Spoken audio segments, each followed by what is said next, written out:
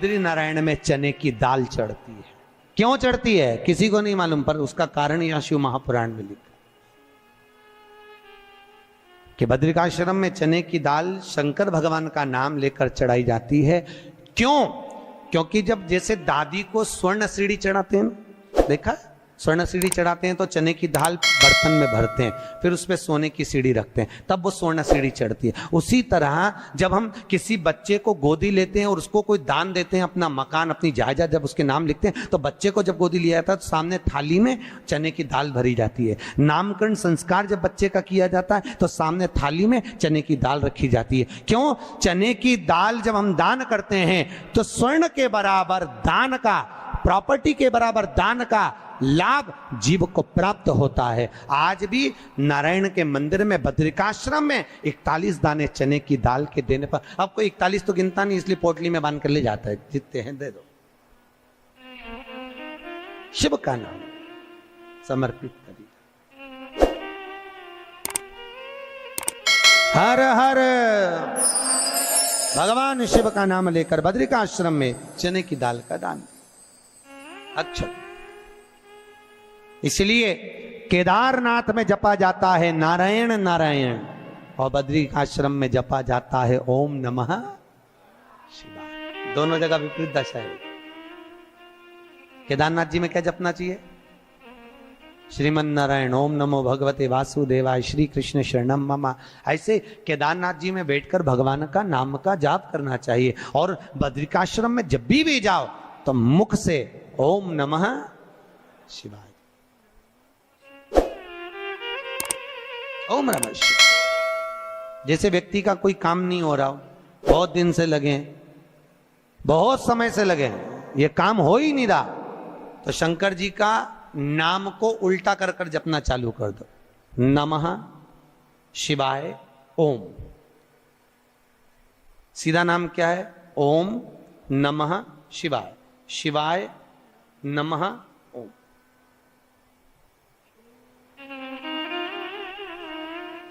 जब उल्टा नाम व्यक्ति जपना चालू कर देता है, जिस बच्चे के, बच्ची का, जिसका भी विवाह नहीं हो रहा हो, कोई काम नहीं हो रहा हो, कोई सीए की पढ़ाई कर रहा है और एग्जाम में निकल ही नहीं रहा, 3-3 4-4 बार बैठ गया, पास ही नहीं हो रहा, उस बच्चे को बोल दो बस सुबह उठते से ही शिवाय नमः ओम बोलना चालू कर दे, एक ही बार में सिया पास ले।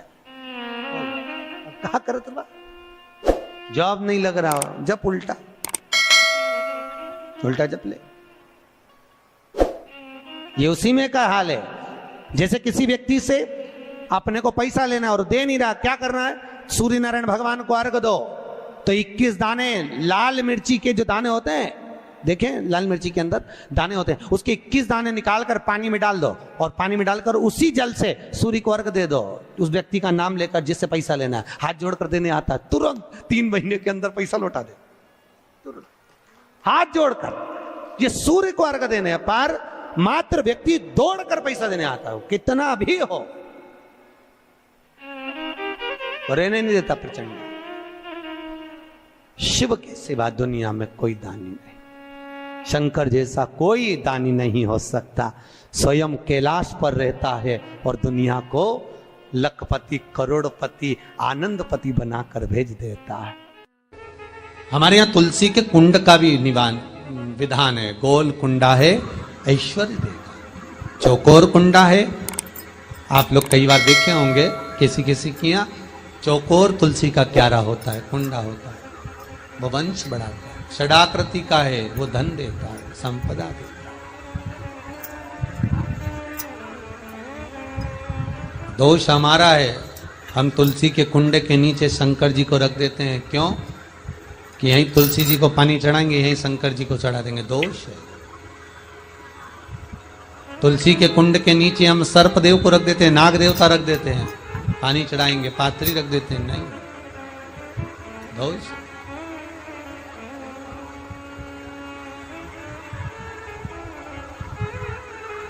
उसका दोष हम सबको, स्वयं अगर गलती करते हैं तो स्वयं को कैसा कुंड हो, 7 तरह के कुंडों का व्याख्यान तुलसी के रूप में कहा गया है महाराज। पहला गोल, दूसरा चौकोर, तीसरा षडाकृति, चौथा त्रिवेणी, 3 कोने वाला कुंडा। शास्त्र कहता है जिसके मार्ग घर में टुकड़े हो रहे हो, घर विभाजन की ओर हो रहा हो, तो 3 कोण का कुंडा घर में रखकर पूजा करने पर परिवार एक हो जाता है। 5वां, गार्डन में बिना कुंडे का, बिना कुंड का जो तुलसी का पौधा रोपित होता है, बिना कुंड के एक बगीचा जैसा बो दिया जाता है, तुलसी तुलसी उत्पन्न हो जाती है। महाराज वहां पर संपदा तो रहती है पर चिंता बहुत रहती है, टेंशन बहुत रहता है। क्यों? घर के दरवाजे के बाहर इतनी सारी बगीचे में तुलसा कर दी। कोई निकल कर जा रहा था, उसने थूक दिया, कोई निकल कर जा रहा था, उसने पानी डाल दिया, कोई श्वान ने, कुत्ते ने, किसी ने, बिल्ली ने गंदगी कर दी, उसका दोष आपको लगेगा। इसलिए कुंड के अंदर तुलसा का, तो वो धन तो देगा, जो तुमने बगीचे में तुलसा लगाई है, गार्डन तुलसा का करा, वो धन तो देगा, संपदा भी देगा, पर चिंता को बढ़ा देगा। 5वां,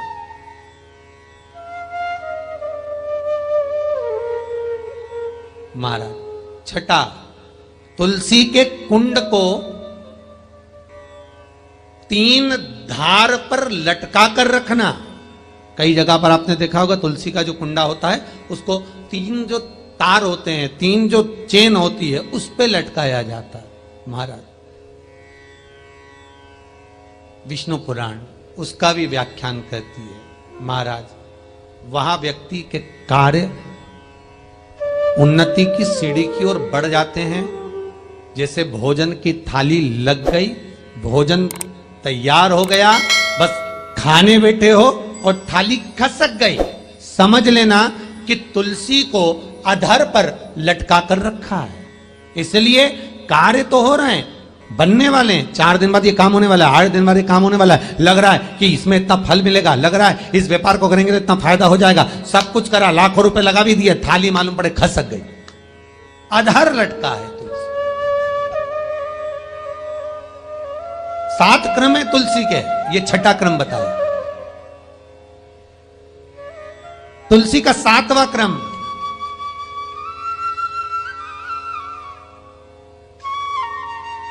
तुलसी का 7वां क्रम है। महाराज तुलसी का कुंडा जैसा घर के आंगन में है, तुलसी का कुंड जैसे घर के आंगन में विराज रहा है, ऐसा ही छोटा सा कुंड भगवान के लिए रोपित करें। प्रतिदिन भगवान की सेवा करते समय तुलसी का कुंड सम्मुख रखकर उसकी आराधना करना, फिर उस कुंड को वापिस बाहर ले जाकर रखना, फिर दूसरे दिन पूजन के समय पर कुंड को लाकर रखना। हम तो यहां तक कहते हैं विष्णु पुराण गर्ग संहिता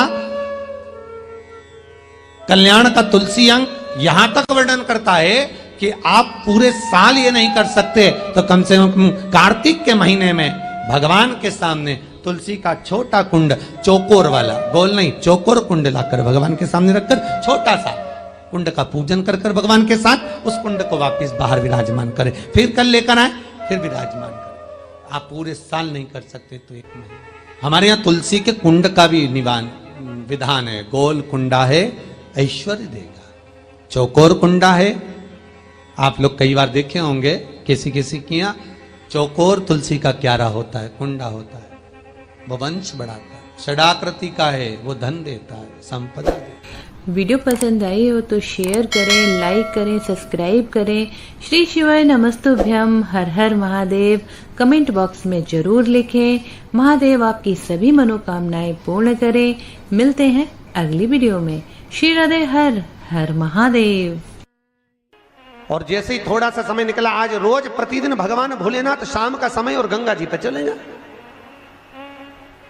और भोलेनाथ जी गंगा जी पर जाएं और वहां माता पार्वती को मालूम नहीं कि प्रभु आजकल हमेशा तो मेरे को साथ लेकर भ्रमण पे निकलते थे, आजकल भोलेनाथ जी जाते कहाँ हैं, शंकर जी जा कहाँ रहे हैं, पता नहीं कहाँ रहे। और बाबा भोलेनाथ जी का स्मरण करा। माता पार्वती ने उसी समय पर गणेश जी को भेजा, गणेश जरा मालूम करो पिताजी कहाँ जा रहे हैं। और पिताजी को देखकर गणेश जी आए और आकर कहा, माँ पिताजी तो कुछ कन्याओं के साथ में, कुछ स्त्रियों के साथ में गंगा जी के जल में अटखेलियां कर रहे थे। इतना तो माँ से कहना था। भोलेनाथ जी के शब्द सुनकर, गणेश जी के वाक्य सुनकर माँ जगत जननी क्रोध में लाल हो गई। माता पार्वती क्रोध में लाल, और उसी समय पर माता पार्वती क्रोध में लाल होकर सीधे गंगा जी के तट पर पहुंच गई, सीधे गंगा जी के तट पर। और गंगा के तट पर माता पार्वती जब पहुंची और जगत जननी ने देखा 5 स्त्रियों के साथ में, 5 कन्याओं के साथ में भोलेनाथ पानी से क्रीड़ा कर रहे हैं। कभी शंकर भगवान उन पर पानी फेंके, कभी वो कन्या इन पर पानी फेंके, कभी शिव पानी फेंके। इतने में माता पार्वती क्रोध में लाल होकर बोली, भोलेनाथ। जैसे भोलेनाथ जी को आवाज दी, शंकर भगवान जल क्रीड़ा करते हुए खड़े हुए और खड़े होकर बोले, क्या बात है पार्वती, इतना क्रोध क्यों करती हो? पार्वती बोली, भोलेनाथ ये स्त्रियां कौन, ये नारियां कौन है? मैं एक पतिव्रता धर्म का पालन कर रही हूं और आप इन स्त्रियों का संग कर रहे हो। होता है कभी कभी, एक पति अपनी पत्नी को रोज धमकी देता था, तू मेरे से सही से रिया कर। भगवान कृष्ण की 16,108 रानियां थी, मैं दूसरी शादी कर लाऊंगा। बेचारी पत्नी बड़ी दुखी रहती थी। एक बार हमारे यहाँ कथा में आई कि गुरुजी मेरा पति रोज धमकी देता है, मैं क्या करूं? मैंने पूछा क्या धमकी देता? कि हमेशा बोलता है भगवान कृष्ण की 16,108 रानियां, मैं दूसरी शादी कर लाऊंगा, तू मेरे से अच्छे से रिया कर। तो मैंने कहा वो तुझे धमकी देता है तो तू भी दे दे, कि द्रौपदी के 5 थे, तू क्यों?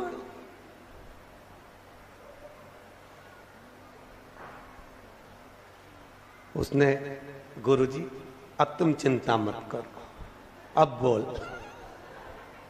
और दूसरे दिन फिर बोला, भगवान कृष्ण की 16,108 रानियां मैं दूसरी कर लाऊंगा। इतने में जूड़ा बांधती बांधती, देखना माताएं जब झगड़ने जाती है, लड़ने जाती है, जूड़ा बांधती। क्यों? क्योंकि मेरे हिसाब से ये जूड़े से एनर्जी मिलती होगी लड़ने में, पावर। अच्छा, पड़ोसन से 3-4 बार लड़ेगी ना तो 3-4 बार इसका जूड़ा खुलेगा, फिर बांधती बांधती बोल तो जरा, बोल, मतलब एनर्जी, पावर है। होता है। एक पंडित जी बहुत कथा वाच रहे थे, बहुत जोरदार जोरदार कथा वाचे, तो एक सरदार जी ने पूछ लिया, महाराज इतना ज्ञान कहाँ से आता है तुम्हारे पास में? पंडित जी बोले, हमारा ये चोटी है ना, ये अर्थिंग का ये तार है, एंटीना, ये ऊपर से आता है, इसलिए हम बोल देते। इतने में तुरंत सरदार जी बोले, तुम्हारी चोटी से बड़े तो हमारे बाल, फिर हमको ज्यादा ज्ञानी होना चाहिए। इतने में पंडित जी बोले, ज्ञान तो तुमको आता है, पर ये अर्थिंग का तार है, नीचे टपक जाता है, ज्ञान आने की कमी नहीं, आता जरूर है, सब चला आया, मना नहीं है। तो भैया कभी ना बोले। भगवान शिव जब अटखेलियां कर रहे थे स्त्रियों के साथ में, 5 स्त्रियों के साथ में अटखेलियां, तो भोलेनाथ जी के सम्मुख में पार्वती मैया ने कहा, आप ये 5 स्त्रियों के साथ, 5 कन्याओं के साथ क्या कर रहे हो? कौन है ये? मैं एक पतिव्रता धर्म का पालन कर रही हूं और तुमने ये क्या करा? भोलेनाथ जी ने कहा, पार्वती मौन होइए। पार्वती को क्रोध आया, केश माता पार्वती ने खोले। भगवान भोलेनाथ को लगा ये इन कन्याओं को मार देगी। तब भगवान शिव ने कहा, पार्वती चुप हो, ये मेरी 5 बेटियां हैं, ये मेरी 5 पुत्रियां। पार्वती ने पूछा, 5 पुत्रियां कब प्रकट हो गई प्रभु? बाबा भोलेनाथ ने कहा, पार्वती जब चौसर खेलते समय तूने मेरे वस्त्र लिए, मैं जल क्रीड़ा करने के लिए, जल में तप करने के लिए बैठा, तप के करने से मेरे शरीर से पसीना बह निकला, उस पसीने से 5 धाराएं प्रकट हो गई। उस 5 धारा से गंगा जी की गोद से मेरी ये 5 बेटियां प्रकट हुई है। पहली जया, दूसरी विषहरा, तीसरी शामली बारी, चौथी देव और 5वीं दोतली। ये 5 कन्या शंकर जी की 5 बेटियां। उसी समय पर माता पार्वती ने गंगा जी के जल को हाथ में लेकर कहा, गंगा तू मेरी बहन है, मेरे गर्भ से तो संतान नहीं हुई, पर तूने मेरे बच्चों को पाला पोसा बड़ा किया, इसलिए तेरे घाट पर आने वाला व्यक्ति शंकर जी के साथ तेरा स्मरण करेगा और जो हर हर गंगे बोलेगा गंगा, उसको तेरे स्नान का पुण्य घर बैठे मिल जाएगा। हर हर गंगे बोलो जम के। केवल गंगा के साथ उसी दिन से हर हर शब्द जुड़ गया और जिंदगी हो गई आपकी बोलते बोलते। आपको अभी तक नहीं मालूम होगा कि हर हर गंगे क्यों बोलते। भैया शिव महापुराण में एक एक संवाद है। चावल क्यों लगाना चाहिए, शिव जी को कंकु क्यों नहीं लगाया जाता, शंकर को कुंकू नहीं लगता, रोली नहीं लगती, क्योंकि भगवान शंकर जब एक बार बैठे थे तो एक भगत ने शिव जी का कुंकू अभिषेक कर दिया था। कुंकू अभिषेक करा, इतने में माता जगत जननी जगदम्बा उसी समय पर आ गई। पार्वती ने शंकर जी के ऊपर से रक्त की धार जब बहते हुए नीचे आई, भोलेनाथ जी के शरीर से रक्त बहता देखकर माता पार्वती को क्रोध आ गया। पार्वती ने उसी समय पर श्राप देना चाहा। शिव जी ने कहा, पार्वती उसने कुंकू अभिषेक करा है और तू श्राप दे रही है। पार्वती ने कहा, मैं जान नहीं पाई, पर भोलेनाथ आपसे वचन देती हूं कि आज के बाद आपके शरीर पर यह रक्त ना देखूं। इसलिए आज तक शंकर जी के शिवलिंग पर कभी कंकु नहीं चढ़ाया जाता, कुंकू नहीं चढ़ेगा। शिव जी को चंदन चढ़ेगा, हल्दी चढ़ेगी, अष्टगंध चढ़ेगा, गुलाल चढ़ेगी, अबीर चढ़ेगा, पर कुंकू शंकर को कुंकू। जैसे अधिक मास के महीने में, अब ये जो अधिक मास आ रहा है ना, आपके लिए तो लाभदायक है, समझ लो ये कथा। अधिक मास के महीने में जैसे पहले दिन का अधिक मास होता है, ऐसे 5वां दिन का जो अधिक मास होता है, पंचमी तिथि का, पंचमी तिथि का अधिक मास, शास्त्र कहता है कि जिसके घर में संपदा की कमी हो, पैसा आ ही नहीं रहा हो, सब दूर उलझ गया हो, बहुत टेंशन चल रहा हो, 3 साल में एक बार अधिक मास आता है। अधिक मास की पंचमी तिथि के दिन गन्ने का रस, गन्ने का रस जानते हो, ईख का रस, गन्ने का रस तुलसी जी के क्यारे में हाथ में लेकर 7 बार अपना नाम और गोत्र बोलकर छोड़ दो। जिंदगी में 3 साल में तो करोड़पति बनकर बैठ जाओगे, कभी लक्ष्मी की कमी नहीं आ सकती। अगला अधिक मास आएगा तो तुम तैयारी में बैठे रहोगे कि फिर पंचमी तिथि आए, फिर मैं गन्ने का रस डाल। केवल अधिक मास में होता है, अधिक मास के सिवा नहीं कर सकते, केवल अधिक मास, अधिक मास के अंतर्गत करें। और आपको तो मौका मिल रहा है, ज्येष्ठ का अधिक मास है इस साल, बड़े प्रेम से आनंद। अधिक मास का महीना भगवान शिव के स्मरण का माह, ठाकुर जी के भजन का महीना, भगवान नारायण के लाड़ लड़ाने का महीना। खूब प्रेम से भजन करो, जितना भजन कर सकते हो उतना, और काउंट कर कर नहीं कि कितना भजन करा है। कई लोग हाथ में वो बटन दबाते रहते हैं, राम राम राम राम, काउंट नहीं करना है, कर लो जितना कर सकते हो। अधिक मास के महीने में जितना पुण्य कमा सकते हो कमाओ। भजन चित्त धरी। आज शिव महापुराण की कथा कहती है, माता पार्वती के सम्मुख में 5 कन्याओं को देखकर गंगा जी के सम्मुख में जब बात प्रसिद्ध करी, तब माता पार्वती से शिव जी ने कहा, ये मेरी 5 बेटियां हैं। पार्वती जी ने 5 को गले से लगाया। भगवान भोलेनाथ बोले, पार्वती ये जल की तरंगों में प्रवाहित होने के कारण इनका शरीर सर्प की आकृति में रहेगा, सर्प की आकृति।